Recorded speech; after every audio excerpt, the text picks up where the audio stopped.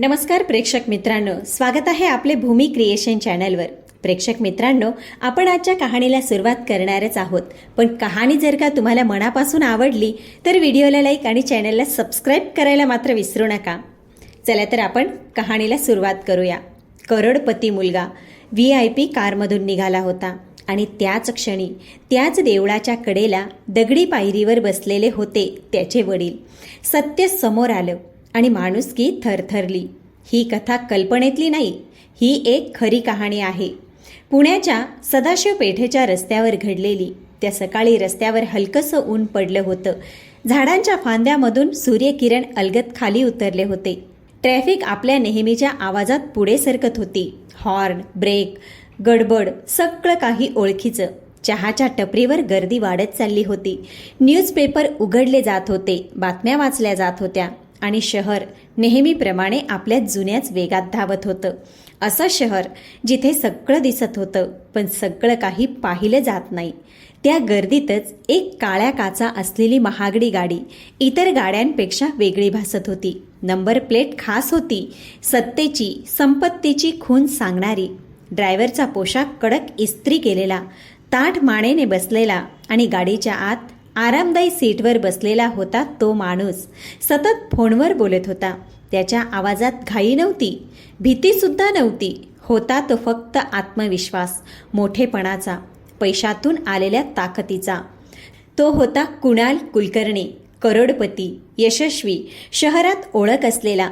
पण काही अंतरावर देवळाच्या कडेला जगाच्या नजरेत न पडलेला एक वृद्ध शांत बसलेला होता, ज्यांचं अस्तित्व कुणालाच खटकत नव्हतं आणि ज्यांचं नातं त्या काळ्या काचांच्या गाडीत बसलेल्या माणसाशी सत्य समोर येईपर्यंत कुणालाच माहीत नव्हतं. यश आणि आतल्या रिकामेपणाचा विरोधाभास ठळकपणे दिसेल असा. पुण्यातील बिझनेस सर्कलमध्ये त्याचं नाव घेतलं की परिचय देण्याची गरज भासत नव्हती. IT कंपनीचा मालक, कोट्यावधी रुपयांचा टर्नओव्हर, न्यूजपेपरमध्ये झळकणारे फोटो, झगमगत्या स्टेजवरून केलेली भाषणं. बाहेरून पडणारा कुणीही सहज म्हणाला असता, कुणालने आयुष्यात सगळं काही मिळवलं आहे. पण त्या सकाळी कुणालचं मन अस्वस्थ होतं. फोन कट झाल्यावर त्याने अलगद मान वळवली आणि खिडकीतून बाहेर पाहू लागला. रस्त्याच्या कडेला चालणारी माणसं, ट्रॅफिकमध्ये अडकलेल्या गाड्या, देवळाच्या दिशेने सरकणारी गर्दी, सगळं काही एखाद्या शांत पण अर्थाने भरलेल्या चित्रफितीसारखं पुढे चाललं होतं. जग आपल्या गतीने पुढे सरकत होतं आणि तो त्या गाडीच्या आत क्षणभर थांबून राहिला होता. त्याच्या मनात काहीतरी खटकलं होतं, अस्वस्थतेची एक सूक्ष्म सल. पण नेमकं काय हे त्यालाच माहीत नव्हतं. कधीकधी आयुष्यात सगळं मिळालेलं असतं आणि तरीही आत कुठेतरी काहीतरी कमी असल्याची जाणीव मात्र नेहमी टोचत राहते. कुणाल त्या क्षणी नेमकं त्याच रिकामेपणाला सामोरे जात होता. सदाशिव पेठेतील लेन ओलांडतानाच गाडी आपोआप मंदावली. पुढचा रस्ता अरुंद होता. दोन्ही बाजूंनी काळाच्या खुणा पोटात साठवून उभ्या असलेल्या जुन्या वाड्यांच्या भिंती होत्या.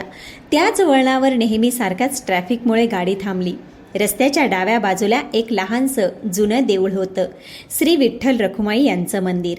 काळ्या दगड्यात कोरलेल्या पायऱ्या, पितळी घंटेचा मंद निनाद आणि समोर सावली पसरवून उभा असलेला जुना पिंपळ. गुरुवारचा दिवस होता. देवळाकडे जाणाऱ्या माणसांची ये-जा अखंड सुरू होती. कुणी हातात नारळ घेऊन, कुणी फक्त ओठांवर नाव ठेवून, तर कुणी मनात साचलेलं ओझं घेऊन. देवळाच्या कडेला काही माणसं बसली होती, अशी माणसं ज्यांना शहर रोज पाहतं आणि रोज विसरूनही जातं. गाडी थांबली आणि त्याच क्षणी कुणालची नजर नकळत त्या देवळाकडे वळली. देवळाच्या भिंतीला टेकून एक वृद्ध व्यक्ती बसली होती.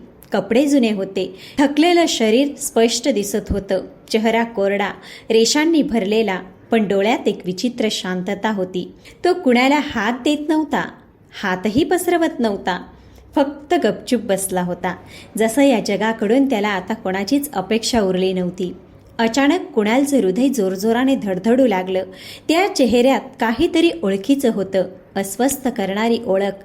त्याने गाडीची काच हळूच खाली केली आणि अधिक लक्ष देऊन पाहू लागला. गाडी थांबलेली असल्याने दृश्य स्पष्ट दिसत होतं. त्याच क्षणी त्या वृद्धाने मान वर केली आणि त्याची नजर थेट कुणालच्या नजरेला जाऊन भिडली.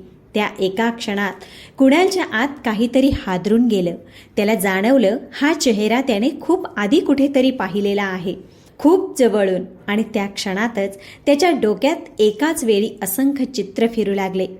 घर, सकाळची धावपळ, शाळेचा नीट घडी घातलेला ड्रेस आणि एक माणूस जो नेहमी वेळेवर उभा राहत होता. आठवणींचा तो क्षण अजून मनात रुंजी घालत असतानाच ड्रायव्हरने गाडी स्टार्ट केली. तेवढ्यात कुणाल अचानक म्हणाला, गाडी थांबव. ड्रायव्हर चकित झाला. क्षणात ब्रेक लागले. पाठीमागून हॉर्नचा कर्णकर्कश आवाज उसळला. काही चेहरे चिडले, काही हात हवेत उडाले, पण कुणालला काहीच ऐकू येत नव्हतं. तो पटकन गाडीतून बाहेर उतरला. आजूबाजूला उभे असलेले लोक क्षणभर जागेवरच गोठून गेले. काळ्या काचांच्या VIP कारमधून उतरलेला सूट घातलेला माणूस थेट देवळाबाहेर उभा राहिला होता. लोकांच्या खिशातून मोबाईल कॅमेरे बाहेर पडले. क्षण कैद करायची घाई सगळ्यांच्या डोळ्यात होती, पण कुणालला त्याची पर्वा नव्हती. तो सरळ त्या वृद्ध व्यक्तीच्या दिशेने चालू लागला. जसजसा तो जवळ जाऊ लागला तशी त्याच्या मनातली खात्री घट्ट होऊ लागली. तोच चेहरा, तेच डोळे. वृद्ध व्यक्तीने त्याच्याकडे वरून खालपर्यंत पाहिलं. क्षणभर नजर थांबली आणि मग भुवया हळूच आश्चर्याने जवळ आल्या. जणू आठवणींचे तुकडे आपापल्या जागा शोधत होते. जणू ओळखीला थोडा वेळ लागत होता. काही क्षण गेले. कुणालचा आवाज थरथरत होता, पण त्या थरकापात शंका नव्हती. तो तिथेच रस्त्याच्या कडेला बसला. त्याचा कंठ दाटून आला. बाबा, हा शब्द, त्याचा उच्चार त्याने कितीतरी वर्षापासून केलेला नव्हता. आजूबाजूला उभे असलेले लोक आता पूर्णपणे थांबले होते. कुणालाच कळत नव्हतं नेमकं काय घडत आहे. एका बाजूला उभा होता कोट्यवधींच्या संपत्तीचा मालक, दुसऱ्या बाजूला देवळाच्या भिंतीला टेकून बसलेला एक वृद्ध. आणि या दोघांच्या मध्ये एकच शब्द उभा राहिला होता, ज्याने सगळं काही बदलून टाकलं. रमाकांत यांनी हळूच हात पुढे केला, जणू समोर दिसणारी ही व्यक्ती स्वप्न तर नाही ना, याची खात्री करून घ्यायची होती. त्यांचा हात थरथरत होता. तू बरा आहेस ना बाळा? आवाज शांत होता, पण त्यामध्ये वर्षानुवर्षाची ओढ आणि न बोललेली वेदना दडली होती. कुणालने तो हात घट्ट पकडला. त्या स्पर्शात शब्दांची गरज उरली नव्हती. तो हात खडबडीत होता, थंड होता, पण त्या स्पर्शात कुणालला आपलं संपूर्ण संगोपन जाणवू लागलं. तुम्ही इथं कसे बाबा? प्रश्न ओठांवर आला, पण पूर्ण व्हायच्या आधीच आवाज गळ्यात अडकला. रमाकांत रावांनी मान खाली घातली. क्षणभर शांतता पसरली आणि मग ते हळूच म्हणाले, देवाच्या घराजवळ बसलं की दिवस निघून जातो रे. त्या आवाजात तक्रार नव्हती, रागही नव्हता. होता तो फक्त वर्षानुवर्षाचा थकवा. त्याच क्षणी कुणालला पहिल्यांदा जाणीव झाली, यशाचं शिखर गाठल्यानंतरही त्याने आयुष्यात खूप काही गमावलं होतं. ज्या माणसाने त्याला इथवर पोचवलं होतं तोच माणूस आज त्याच्या आयुष्यातल्या सर्वात दुर्लक्षित कोपऱ्यात बसला होता. कुणालने विचार न करता म्हटलं, बाबा तुम्ही माझ्याबरोबर चला. रमाकांत रावांनी हलकासा विरोध केला. ते म्हणाले, तुझं जग वेगळं आहे रे. पण यावेळी कुणाल ऐकायला तयार नव्हता. त्याने त्यांना अलगद आधार दिला आणि कोणताही दुसरा विचार न करता त्यांना गाडीच्या दिशेने घेऊन निघाला. सदाशिव पेठेतला तोच रस्ता, तेच देऊळ, तीच रोजची गर्दी. पण त्या दिवशी त्या परिचित अवकाशाने एका कथेचं अनपेक्षित वळण घेतलं होतं. ही कथा फक्त एका मुलाची आणि एका वडिलांची नव्हती. ती त्या शांततेची होती, जी नेहमीच प्रगतीच्या कोलाहलात गुदमरून जाते. कुणालने आपल्या वडिलांना गाडीच्या पाठीमागच्या सीटवर अलगद बसवलं आणि स्वतः त्यांच्या शेजारी जाऊन बसला. गाडी पुढे सरकू लागली आणि मागे हळूहळू सुटू लागले सदाशिव पेठेचे ते अरुंद ओळखीचे रस्ते. पण गाडीच्या आत गेल्या कित्येक वर्षांची साठलेली शांतता पसरली होती, जड, न बोललेली. ड्रायव्हरने आरशातून एक क्षण पाहिलं, तेवढंच, आणि पुन्हा गपगुमान गाडी चालवत राहिला. एसीची थंड हवा सतत येत होती, पण रमाकांत रावांच्या अंगात पसरलेली थंडी जरा वेगळीच होती. ती अशी थंडी होती जी तेव्हाच वाजते जेव्हा माणूस अशा घराकडे परत जात असतो जिथे त्याचं असणं आता निश्चित राहिलेलं नसतं. काही वेळ कुणीच काही बोललं नाही. कुणाल खिडकीतून बाहेर पाहत होता, पण खरं तर तो बाहेर नाही, स्वतःच्या आत पाहत होता. त्याला अचानक जाणवलं, किती वर्ष झाली असतील आपल्या वडिलांच्या शेजारी बसून असं शांतपणे बोलायला. गाडी पुढे जातच होती आणि मग कुणालने हळूच जपून जणू त्या शांततेला दुखावू नये अशा आवाजात विचारलं, बाबा तुम्ही इथं कसे आलात आणि अशा अवस्थेत देवळाच्या बाहेर बसावं का लागलं? हा प्रश्न खूप काळ त्याच्या मनात दडून राहिला होता. आज तो बाहेर पडत होता, पण त्याच क्षणी त्याच्या मनात एक अनामिक भीतीही उमटली. याचं उत्तर काय असेल? रमाकांतरावांनी सुरुवातीला काहीच उत्तर दिलं नाही. फक्त एक दीर्घ श्वास घेतला, जणू आपल्या आत दडलेल्या अनेक पडद्यांना उघडण्याआधी स्वतःला तयार करत होते. क्षणभर गाडीच्या आत अजूनच शांतता दाटली. मग हळूहळू त्यांनी बोलायला सुरुवात केली. कुणाल, जेव्हा तू मुंबईला गेला होता तेव्हा मला कसलीच चिंता नव्हती. त्यांचा आवाज शांत होता, पण त्यात एक हलकी थरथर तर होतीच. उलट अभिमान वाटत होता. ते गल्ली गल्लीत सांगायचे, मुलगा मोठा काम करायला लागला आहे, तो शहरात गेला आहे. त्या अभिमानात एक समाधान होतं, एक शांत झोप होती. पहिल्यांदा कुणालचा फोन रोज यायचा. तो प्रत्येक लहान सहान गोष्ट सांगायचा, कधी कामाचा ताण तर कधी डोळ्यात साठलेली स्वप्न. प्रत्येक फोन संपल्यानंतर रमाकांतराव मनोमन देवाचे आभार मानायचे. माझा मुलगा योग्य वाटेवर आहे, इतकंच त्यांना पुरेसं होतं. हळूहळू फोन कमी होऊ लागले. आधी रोज, मग आठवड्यातून एकदा, मग महिन्यातून एकदा. पण रमाकांतरावांनी कधीच तक्रार केली नाही, कधी प्रश्न विचारला नाही. त्यांना वाटायचं मुलगा पुढे चालला आहे आणि वडिलांसाठी याहूनही मोठी गोष्ट दुसरी कोणतीच नसते. मग कुणालचं लग्न झालं. मोठ्या हॉटेलमध्ये, मोठ्या लोकांच्या गराड्यात, झगमगाटात, प्रकाश, हसू, सगळं काही भव्य. रमाकांतराव तिथे होते. पण त्या दिवशी त्यांना पहिल्यांदाच जाणवलं, या सगळ्या जगमगाटात आपली उपस्थिती आता फक्त एक औपचारिकता उरली आहे. ते कोणावरही नाराज नव्हते, राग नव्हता, तक्रार नव्हती, पण मनाच्या एका कोपऱ्यात ते हळूहळू स्वतःलाच कमी समजू लागले होते. लग्नानंतर कुणालचं घर बदललं आणि त्याबरोबर एक संपूर्ण जगही बदलून गेलं. रमाकांतराव काही दिवस तिथेच राहिले. नवीन घर, नवीन माणसं, नवीन सवयी. पण हळूहळू त्यांना जाणवू लागलं, आपल्या सवयी, आपली दिनचर्या या घराच्या लयीशी जुळत नाही.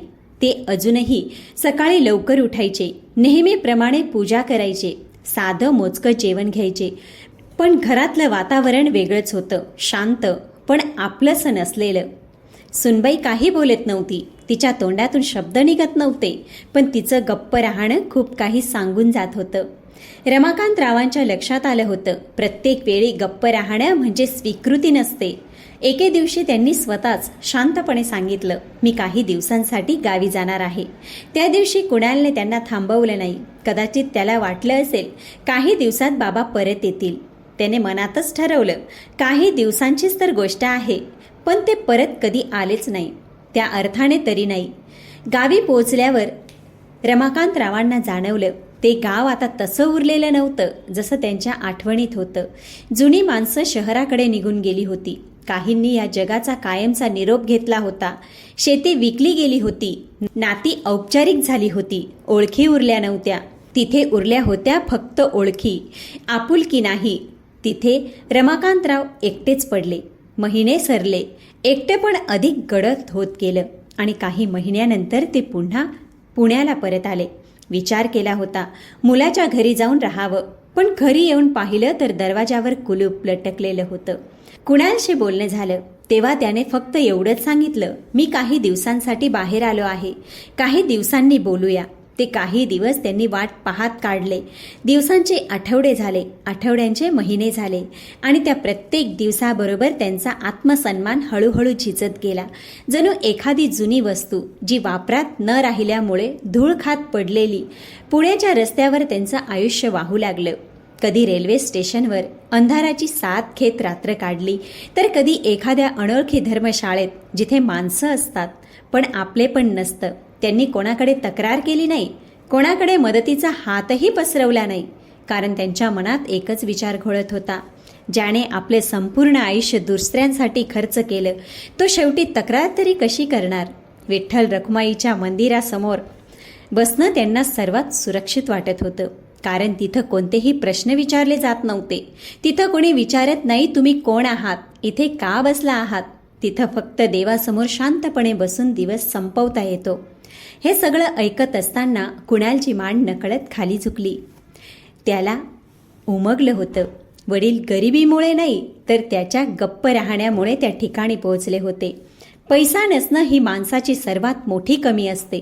सर्वात मोठी कमतरता तेव्हा जाणवते जेव्हा तुम्हाला हळूहळू जाणवू लागतं आता तुमची कोणाला गरज नाही. तोपर्यंत गाडी सदाशिव पेठेतल्या त्या कॉलनीत शिरली होती जिथं कुणालचं भलं मोठं घर उभं होतं. उंच गेट, शिपाई, कॅमेरे, सगळं काही तसंच जसं एखाद्या यशस्वी माणसाच्या घराला शोभेल असं. रमाकांतरावांनी बाहेर पाहिलं आणि त्यांच्या चेहऱ्यावर क्षणभरासाठी हलकसं स्मित उमटलं. जणू मनातल्या मनात काहीतरी स्वीकारल्यासारखं. घर खूप मोठं आहे, पण या घरात माझ्यासाठी खरंच जागा आहे का? हा प्रश्न कुणाला विचारलेला नव्हता. तो मुलालाही नव्हता. तो स्वतःलाच छळणारा होता. कुणालने काहीही न बोलता त्यांचा हात धरला. त्या स्पर्शात शब्द नव्हते, पण कबुली होती. त्याला उमगलं होतं की फक्त वडिलांना घरी घेऊन येणं महत्त्वाचं नाही, तर त्यांना पुन्हा आयुष्यात मान देणं महत्त्वाचं आहे. गाडी घराच्या दरवाजासमोर येऊन थांबली, पण रमाकांतराव काही क्षण तसेच गाडीत बसून राहिले. भीती होती, आशाही होती, आणि या दोन्हींच्या मधोमध उभा होता तोच जुना आत्मसन्मान जो त्यांना मागे वळून जाण्याची आठवण करून देत होता. शेवटी त्यांनी पाऊल टाकलं. घराच्या आत शिरताच वातावरण बदललं. हे तेच घर होतं, पण रमाकांतरावांसाठी ते पूर्णपणे नवीन होतं. सगळं काही स्वच्छ, टापटीप, नीटनेटकं, पण भावनिकदृष्ट्या शांत, थंड आणि निवांत. कुणालच्या बायकोने त्यांना पाहिलं. आदराने नमस्कार केला, पण तिच्या चेहऱ्यावरची हलकीशी अस्वस्थता लपवता येण्यासारखी नव्हती. ती काहीच बोलली नाही, पण त्या शांततेच असंख्य प्रश्न दबून बसले होते. किती दिवस? कुठे राहणार? आता काय बदलणार? आणि त्याच क्षणी कुणालला पहिल्यांदाच जाणवलं, खरं युद्ध बाहेर नाही. बाहेरचा समाज तर ठरलेलंच बोलणार. वडिलांच्या बाजूने उभं राहिलंच पाहिजे, पण खरी लढाई इथे आहे. या घराच्या भिंतीत, या रोजच्या शांत दिसणाऱ्या पण आतून पोखरणाऱ्या आयुष्यात. त्याला स्पष्ट जाणवलं इथून पुढचा रस्ता सोपा नाही. प्रत्येक पाऊल प्रश्नांनी भरलेलं असेल आणि प्रत्येक निर्णयाची किंमत आहे. त्या रात्री रमाकांतराव गेस्ट रूममध्ये एकटेच बसून उशिरापर्यंत छताकडे पाहत होते. डोळे मिटत नव्हते, मनाला शांतता नव्हती. त्यांना वाटत होतं ते पुन्हा एकदा कुणाच्या तरी आयुष्यात पाहुणे बनून आले आहेत, स्वतःच्याच मुलाच्या घरात. दुसरीकडे कुणालाही झोप येत नव्हती. त्याला जाणीव झाली होती आज जर त्याने वडिलांच्या बाजूने उभं राहण्याचा निर्णय घेतला नाही तर ही भेटही फक्त एक हळवी आठवण बनून राहील आणि नातं आणखी थोडं दूर जाईल. त्या रात्री 2 वेगवेगळ्या खोल्यात बसलेले एक वडील आणि एक मुलगा, दोघेही एकाच विचारात अडकले होते. दुसऱ्या दिवशीची सकाळ इतर दिवसांसारखीच होती. गेट बाहेर वर्तमानपत्र पडलं होतं. गार्ड खुर्चीवर बसून आळसलेला जांभई देत होता. घरात वरवर पाहता शांतता होती, पण त्या शांततेच्या पाठीमागे अनेक न बोललेल्या भावना हालचाल करत होत्या. रमाकांतराव नेहमीप्रमाणे लवकर उठले, आंघोळ केली, देवाचं नाव घेतलं आणि खोलीतल्या आराम खुर्चीत येऊन बसले. खोलीत आराम होता, पण आपलेपण जराही नव्हतं. त्यांना स्पष्ट जाणवत होतं ते इथे राहायला आले होते, जगायला नाही. जसं एखादा प्रवासी काही काळासाठी थांबतो. नातं असतं, पण हक्क नसतो. स्वयंपाकघरात कुणालची बायको नाश्ता बनवत होती. हात काम करत होते आणि चेहरा शांत होता, पण तिच्या आत एक विचित्र अस्वस्थता दाटून आली होती. तो अस्वस्थपणा रागातून नव्हता, तर अचानक बदललेल्या आयुष्यामुळे निर्माण झालेला होता. लग्नानंतर तिनं हे घर आपल्या पद्धतीनं, आपल्या सवयींनी, आपल्या तालानं सांभाळलं होतं आणि आता त्याच घरात एक नवी उपस्थिती स्थायी होणार होती. ती स्वतःला समजून घेण्याचा प्रयत्न तर करत होती. आपण काय अनुभवायचं? आदर, जबाबदारी की असहजता? खरं तर हे तिन्ही भाव एकाच वेळी तिच्या मनात गोंधळ घालत होते. कुणाल तयार होऊन बाहेर आला. जेव्हा त्याच्या लक्षात आलं वडील अजूनही खोलीतून बाहेर आलेले नव्हते, तो त्यांच्याजवळ गेला. रमाकांतरावांनी त्यांच्याकडे पाहून हलकसं हसण्याचा प्रयत्न केला. हसू होतं, पण त्या हसण्यात थोडासा संकोच मिसळलेला होता. जणू काही मी इथे आहे हे सांगतानाच माझी जागा कुठे आहे हा प्रश्नही त्यामध्ये दडलेला होता. कुणाल त्यांना नाश्त्यासाठी बोलवू लागला, पण त्यांनी नकार दिला. मी नंतर खाईन एवढेच म्हणाले. कुणालला लगेच उमगलं, हा फक्त भुकेचा प्रश्न नाही, हा स्वतःची जागा न बिघडवण्याचा, स्वतःच्या उपस्थितीमुळे दुसऱ्याला अडथळा निर्माण होऊ नये याचा शांत प्रयत्न आहे. नाश्त्याच्या टेबलावर नवरा बायको समोरासमोर बसले होते. बोलणं होत होतं, पण ते औपचारिक होतं. ऑफिसच्या गोष्टी, दिनचर्या, कामाचे ताण सगळं बोललं जात होतं. तरीही टेबलावर एक रिकामी जागा होती. ती रिकामी जागा रमाकांतरावांची होती, जे त्यावेळी आपल्या खोलीत एकटेच बसले होते. कुणालच्या बायकोनं हळूच विचारलं, बाबा नाश्ता करायला का आले नाहीत? कुणाल सहज म्हणाला, त्यांना सवय आहे, नंतर खायची. दोघांनाही माहीत होतं सत्य काहीतरी वेगळंच आहे, पण त्या सत्याला शब्द द्यायची तयारी अजून कुणाचीच नव्हती. दिवस पुढे सरकत होते. रमाकांतराव जास्तीत जास्त वेळ आपल्या खोलीतच बसून राहायचे. जाणून बुजून घराच्या कामात हस्तक्षेप केला नाही. त्यांना एकच भीती होती, आपल्यामुळे सुनेला असुविधा व्हायला नको. दुपारी ते थोडा वेळ बाहेर फेरफटका मारायला गेले. परत आले तेव्हा हातात थोडी फळं होती, रस्त्यातून घेतलेली. त्यांना वाटलं, घरात थोडंफार योगदान दिलं तर आपलं असणं कोणाला खटकणार नाही. संध्याकाळी कुणाल ऑफिसमधून परतला. थकलेला होता, पण त्याने ठरवलं होतं, हा थकवा आज कारण ठरू देणार नाही. तो वडिलांच्या खोलीत गेला आणि त्यांच्या शेजारी बसला. रमाकांतरावांनी जुन्या आठवणी काढायला सुरुवात केली. गल्ली, शाळा, पुण्याचं बदलत गेलेला चेहरा. काही क्षणासाठी वातावरण हलकं झालं. हवेत थोडंसं मोकळेपण उतरलं. तेवढ्यात कुणालची बायको दरवाजाच्या चौकटीत येऊन उभी राहिली. ती ऐकत होती, पण आत आली नाही.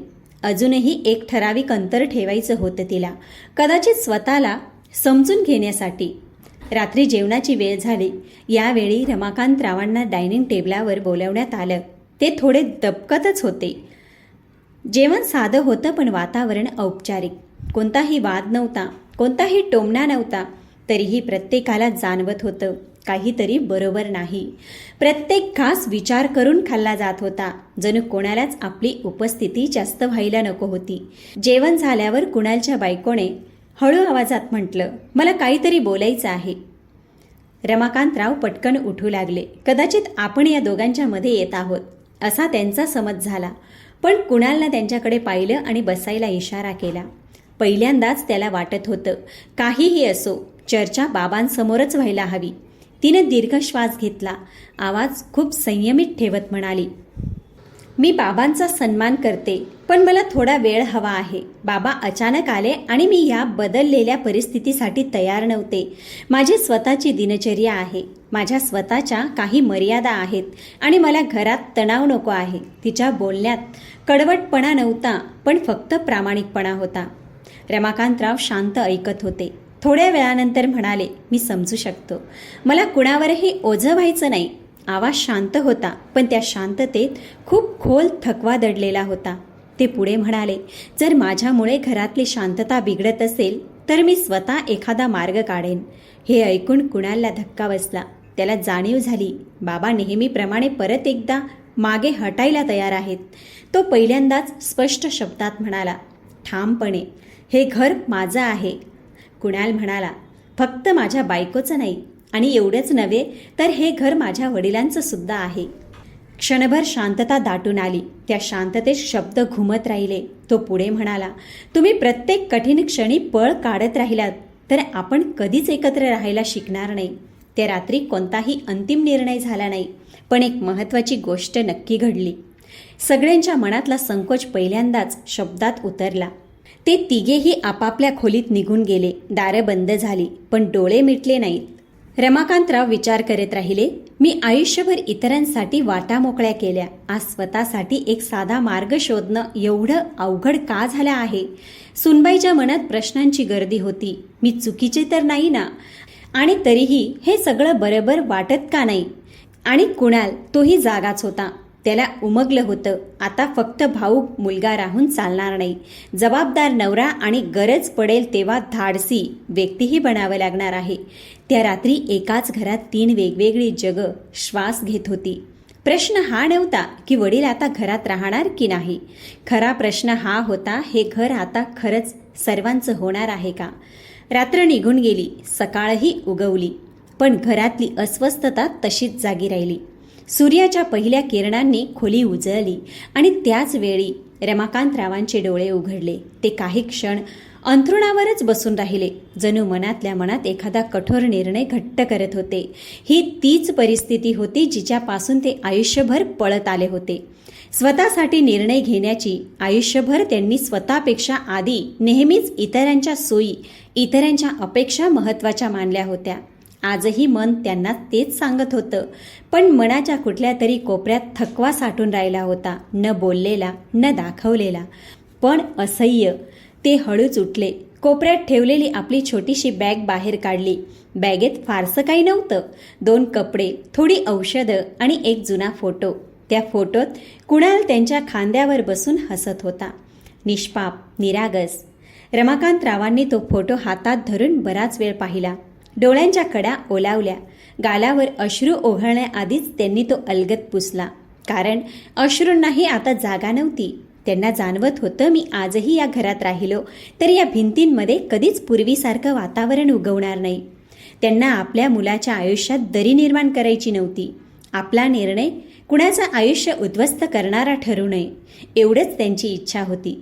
स्वयंपाकघरात सून चहा करत होती. रमाकांतराव बॅग घेऊन बाहेर येताना दिसताच तिचा हात क्षणभर थांबला. तिला ओळखायला वेळ लागला नाही. रमाकांतराव काय विचार करत आहेत आणि कुठे निघाले आहेत हे तिला क्षणात उमगलं. तिच्या मनात एक विचित्र घालमेल सुरू झाली. वरवर तिला सगळं नीट व्हावं असं वाटत होतं, पण मनाच्या कुठेतरी कोपऱ्यात एक वेगळंच समाधान डोकावत होतं. घरातलं वातावरण पुन्हा पूर्वीसारखं व्हावं आणि त्याच क्षणी तिला स्वतःच्याच विचारांची लाज वाटू लागली.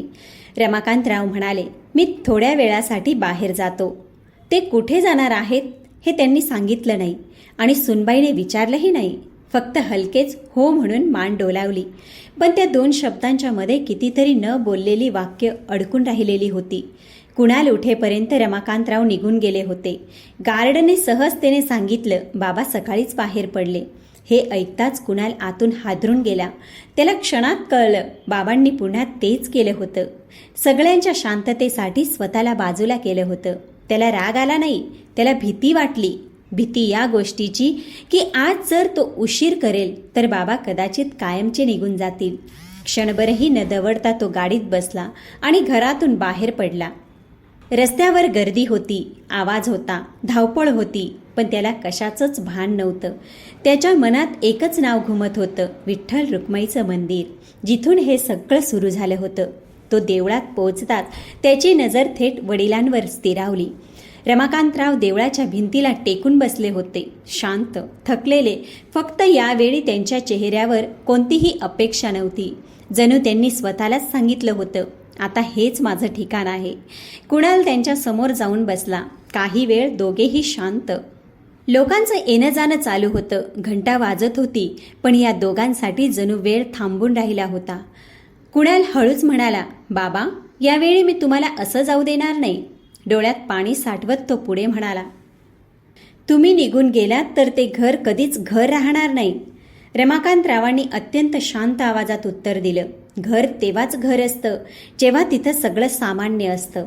थोडं थांबून ते म्हणाले, मला सुनबाईची जागा माहीत आहे, तिचं आयुष्य माहीत आहे.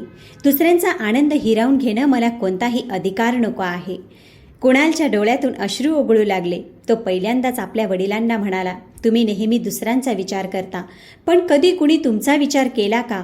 तो थरथरत म्हणाला, तुम्ही जर परत निघून गेलात तर मी आयुष्यभर स्वतःला माफ करू शकणार नाही बाबा.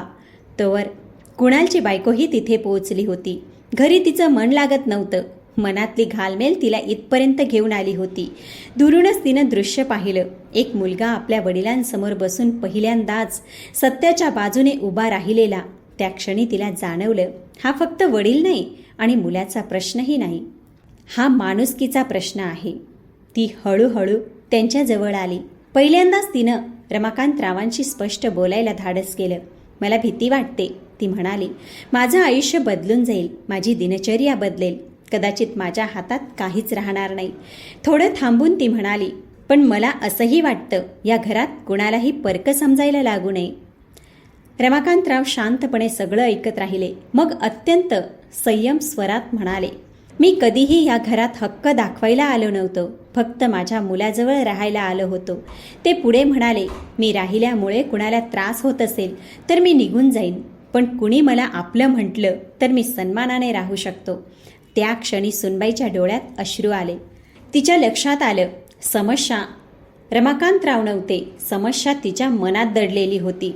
तिनं एकदा कुणालकडे पाहिलं, मग हळूच नजर रमाकांतरावांकडे वळवली आणि म्हणाली, मला वेळ हवा आहे. हे शब्द उच्चारताना तिच्या मनात एक वेगळंच सत्य उमटत होतं. रमाकांतरावांनी परत घरी यावं ही इच्छा तिच्या मनात खोलवर रुजली होती. त्या क्षणी कोणीही एकमेकांच्या गळ्यात पडलं नाही, कोणतीही हमी दिली गेली नाही, कोणताही शब्द उद्याची खात्री देणारा नव्हता. पण एक गोष्ट घडली होती. खरं बोलणं झालं होतं, जे खूप दिवसांपासून टाळलं जात होतं आणि जे न झाल्यामुळे सगळे थकून गेले होते. कुणालने आपल्या वडिलांचा हात घट्ट पकडला आणि ठामपणे म्हणाला, यावेळी तुम्ही माझ्याबरोबर येणार तर समजूतदारपणे. थोड्या वेळापूर्वी रमाकांतराव तिथे एकटे बसले होते. आता तिघे एकत्र निघाले. परत येताना कुणाच्याही चेहऱ्यावर विजयाचा अभिमान नव्हता, फक्त एक शांत, थकलेलं समाधान होतं, जे मोठ्या संघर्षानंतर, अनेक न बोललेल्या वेदनानंतर मिळतं. पण ही कथा अजून संपलेली नव्हती. खरी परीक्षा तर आता सुरू होणार होती. या निर्णयाला निभावण्यासाठीची. विठ्ठल रुक्माईच्या देवळातून परत आल्यानंतर घरातलं वातावरण क्षणार्धात आदर्श झालं नाही. कोणताही चमत्कार घडला नाही. सगळ्यांची मनं एकाच वेळी बदलली नाही, पण एक गोष्ट मात्र नक्की बदलली होती. आता सगळ्यांना हे उमगलं होतं की एखादी गोष्ट टाळल्यामुळे ती संपत नाही, ती फक्त आत वाढत राहते. त्या संध्याकाळी घरात शांतता होती, पण ती पूर्वीसारखी जड नव्हती. आता ती शांतता विचार करण्याची होती, समजून घेण्याची होती, पळून जाण्याची नव्हती. रमाकांतरावांनी यावेळी स्वतःला वेगळं करून घेतलं नाही. ते अजूनही सावध होते, पण पूर्णपणे थकलेले नव्हते, मोडलेले नव्हते. दुसऱ्या दिवशी सकाळी उठल्यानंतर त्यांनी तेच केलं जे त्यांना नेहमीच समाधान देत आलं होतं. देवासमोर नतमस्तक झाले, थोडा फेरफटका मारला आणि मग नेहमीप्रमाणे वर्तमानपत्र उघडलं. फरक इतकाच होता, आता ते बातम्या वाचताना असा विचार करत नव्हते, मी या घरात अजून किती दिवस आहे. पहिल्यांदाच त्यांना मनात एक जाणीव उमटली, कदाचित हे घर अस्थायी नाही. कुणालनेही आपल्या कामाच्या पद्धतीत बदल केला. तो अजूनही यशस्वी होता, अजूनही व्यस्त होता, पण आता तो वेळ फक्त पैशात मोजत नव्हता. संध्याकाळी तो जाणीवपूर्वक लवकर घरी यायला लागला. कधी वडिलांबरोबर बसून जुन्या आठवणी काढत असे, कधी शब्द न बोलता त्यांच्या शेजारीच येऊन बसत असे. तेव्हाच त्याच्या लक्षात आलं, प्रत्येक नातं बोलूनच तयार होत नाही. कधी कधी फक्त सोबत बसणंही पुरेसं असतं. त्याच्या बायकोसाठी हा काळ सगळ्यात कठीण होता. बाहेरून पाहिलं तर सगळं नीट, सुरळीत वाटत होतं, पण तिच्या मनात प्रश्नांची गर्दी होती. माझं स्वातंत्र्य कमी होईल का? माझ्या आयुष्यावर दुसऱ्याचा प्रभाव वाढेल का? भीती अजून तशीच होती. पण जेव्हा ती रमाकांतरावांकडे पाहायची तेव्हा तिला दिसायचं ना तक्रार, ना हस्तक्षेप, ना कुठलाही हक्क दाखवण्याचा प्रयत्न. ते शांत होते, स्वतःच्या मर्यादेत. आणि तेव्हा तिला हळूहळू जाणीव व्हायची, ज्या गोष्टीची ती भीती बाळगत होती त्या वास्तवापेक्षा तिच्या मनातल्या कल्पनाच जास्त मोठ्या होत्या. एके दिवशी रमाकांतरावांनी स्वतःहून सुनेशी बोलण्याचं ठरवलं. अतिशय शांतपणे ते म्हणाले, मी घरातल्या कामांमध्ये लक्ष घालणार नाही, कोणत्याही निर्णयात न विचारता मत देणार नाही. क्षणभर थांबून ते पुन्हा म्हणाले, आणि कधी तुम्हाला वाटलं की माझ्यामुळे अडचण होत आहे तर ते स्पष्टपणे सांगायला संकोच करू नका. हे कुठलंही स्पष्टीकरण नव्हतं, ना बचाव ना तक्रार. हा एक वृद्ध माणसाचा आपला सन्मान जपण्याचा शेवटचा पण प्रामाणिक प्रयत्न होता. त्या चर्चेनंतर काही गोष्टी बदलल्या, हळूहळू पण खोलवर. सुनबाईला जाणवलं की समोरचा माणूस अधिकार गाजवायला नाही, सहारा व्हायला आलेला आहे. त्या दिवशी तिनं पहिल्यांदाच रमाकांतरावांसोबत बसून चहा घेतला. दोघांचं बोलणं अगदी साधं होतं. गल्लीतल्या गोष्टी, जुन्या आठवणी, कधी एखादा हलकासा हशा, पण त्या साध्या संवादात खूप काही तुटून गेलं होतं. विशेषतः ती भिंत, जी भीतीमुळे नकळत उभी राहिली होती. हळूहळू दिवसाची दिनचर्या नवीन संतुलनात जुळू लागली. रमाकांतराव सकाळी देवळात जात होते, पण आता देवळाच्या बाहेर बसून राहत नव्हते. ते दर्शन घेऊन परत घरी यायचे. हा बदल अगदी छोटासा वाटेल, पण त्यांच्यासाठी तो खूप मोठा होता. कारण तो फक्त सवयीचा बदल नव्हता, तो एक संकेत होता. आता त्यांना दुसरीकडे कुठेही जाण्याची गरज नाही. ते आता इथेच राहतील, आपल्या माणसांमध्ये. एके रविवारी कुणालने घरी साधं जेवण ठेवलं होतं. कोणताही देखावा नव्हता, कोणतीही मोठी पार्टी नव्हती. फक्त काही जवळची माणसं, आपली. सगळ्यांनी रमाकांतरावांकडे सन्मानाने पाहिलं, त्यांच्याशी बोललं, आपुलकीने चौकशी केली. कुणीही विचारलं नाही ते इथे का राहतात. त्या दिवशी कुणालला एक महत्त्वाची जाणीव झाली. आपण समाजाला जसं कठोर समजतो तसा तो नेहमीच नसतो. खरं युद्ध बाहेर नसतं, ते आपल्या घरात, आपल्या मनात चालू असतं. संध्याकाळी सगळे पाहुणे निघून गेल्यावर रमाकांतराव शांतपणे कुणालला म्हणाले, आता मी समाधानी आहे. थोडा थांबून ते पुढे म्हणाले, देवळाच्या बाहेर बसणं हे भुकेपोटी नव्हतं, ते मी बेकार आहे या भावनेपोटी होतं. जेव्हा माणसाला वाटतं की त्याची गरज उरलेली नाही, तेव्हा तो सगळ्यात आधी स्वतःलाच सोडून देतो. रमाकांतरावांचं हे बोलणं ऐकून कुणाल बराच वेळ गप्प राहिला. त्या शांततेत त्याला एक कठोर सत्य उमगलं. सगळ्यात मोठा अपराध कुणाला सोडून देणं नसतं, तर त्याला हे जाणवून देणं असतं की तू आता गरजेचा नाहीस. काही दिवसांनी कुणाल एका कार्यक्रमात बोलायला गेला. तिथे त्याला यशाबद्दल प्रश्न विचारले गेले. प्रगती कशी केली, शिखर कसं गाठलं, पुढचं ध्येय काय.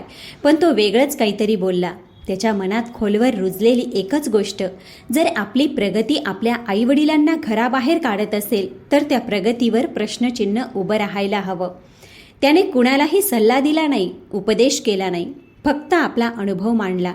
त्या दिवशी काही लोक टाळ्या न वाजवता निघून गेले, पण बरेच जण विचार करत परतले. घरी परतल्यावर कुणालने पाहिलं, रमाकांतराव टीव्ही समोर बसले होते आणि त्याची बायको त्यांच्या शेजारी. दोघं रोजच्या घडामोडीवर चर्चा करत होते. कधी एखादी आठवण, कधी एखादा साधा हशा. दृश्य अगदी साधं होतं, पण कुणालसाठी ते कोणत्याही पुरस्कारापेक्षा कमी नव्हतं. त्याला वाटलं, कदाचित हेच खरं यश आहे.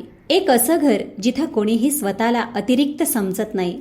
सदाशिव पेठेचे तेच रस्ते होते, तेच घर, तेच देऊळ. फरक इतकाच होता, आता एक बाप देवळाच्या बाहेर बसत नव्हता, तो घरी परत येत होता. ही कथा कुठल्या एका घराची नाही, ही त्या प्रत्येक मुलाची आहे जो यशाच्या शर्यतीत मागे राहिलेल्यांना विसरतो.